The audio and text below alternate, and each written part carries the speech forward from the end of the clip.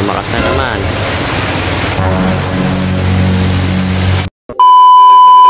Isang maulan na umaga sa inyong lahat, for today's video, babiyahe tayo. Try natin pumiyahe ngayon kay Lalamove. Kahit medyo masama ang panahon, try natin kung kikita ba talaga tayo. Siyempre bago ang lahat ay mag-almusal muna tayo ng masarap na lugaw. Dahil muulan nga masarap ang lugaw, nalalagyan mo ng maraming sili and lalagyan mo rin ng patis. Nakita niyo naman yung patak ng ulan, basang-basa nga naman si Mudmud natin. So ayan siya sa labas at tayo ay kumakain dito ng lugaw. Siyempre ang saag na to ay bituka ng manok. Dito nga pala tayo kumain sa may gawing Vergara Highway dito sa may ginagawang McDo sa may gawing Santa Arcadia, Cabanatuan City. After niya mga paragay is malis na ako, dadaan sana ako rito sa may Lamarang, kaso malalim pala ang tubig. Narita niyo naman, hindi kakayari ng single kaya umalis na tayo at di tayo naman sa highway. Pagting naman natin dito sa may Villa Benita, narita niyo naman malalim din ang tubig pero kaya naman po ng motor dito. Ayan, niluwas na po natin kaya nang medyo maitim po ang tubig dito. Siguro yung kanilang kanal o yung kanilang labak naghalo na sa pinatubig ng ulan kaya ganyan kaitim yan. After niya napunta na tayo sa may tulay ng Vergara Bridge. Nakita niyo naman napalaki na ng tubig ngayon. Buti na lang may ginawa nga harang dun sa gilid kaya hindi ka datigit pumapasok sa may barangay ng San Jose. Dati kasi pumapasok agad yan pagka tumataas yung tubig. Dahil nga may harang manilagay ngayon ay dumidiretso na yung tubig. Pagka talagang malaki lang saka lang aangat yan.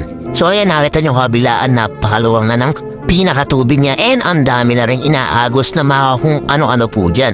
And yun, nasa baba nga pala na niya pala gagawin na isang tulay po rito dito sa Vergara Beach. Then umalis na nga po tayo and titingnan natin sa may gawing dulo o sa may pinakababa kung pinasok na ba ng tubig at umakarampa yung mga single o yung mga sasakyan dito. Nung malapit naman na tayo, nakita naman natin dito sa may side, sa may gandang kanan ay wala naman tubig na pumapasok. Kaya okay naman at makakaraan naman yung mga sasakyan pa rito ngayong araw po ng Huwebes, July 25, 2024, alas 10:30 ng umaga. Okay naman yung tubig, hindi naman pumasok dito at kayang-kaya pang dumaan na mga sasakyan papunta ng Aliaga. After niya nahinto tayo rito sa may isang kubo at medyo nagpatila tayo ng ulan at medyo lumakas na naman po. Ayan po si Mudmud nasa harapan na naman and tayo nandito sa may kubo at tamang muni-muni lang and then nag-irit na rin ako yan.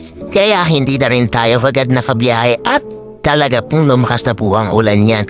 And then talagang tambay lang muna tayo rito mga pare ko habang naghihintay ng buhing pero wala pa rin pumasok sa atin. Kaya yan ang ating ginawa lang dito, tamang video-video lang. At talagang lumakas pa rin talaga yung ulan kaya ayan, pinatila ko na lang yan mga pare ko at uuwi na tayo. Hindi na rin tayo nakabiyahe, ala rin kumapasok na buhing kasi nga siguro alam nila na may bagit kaya hindi rin siya nagpapabook. So hanggang dito na live video natin mga pare ko. Yan, ingat sa lahat at maraming baha ngayon at madulas ang daan. See you sa mga susunod natin video. Hanggang dito na lang everyone. Bye bye. Let's go.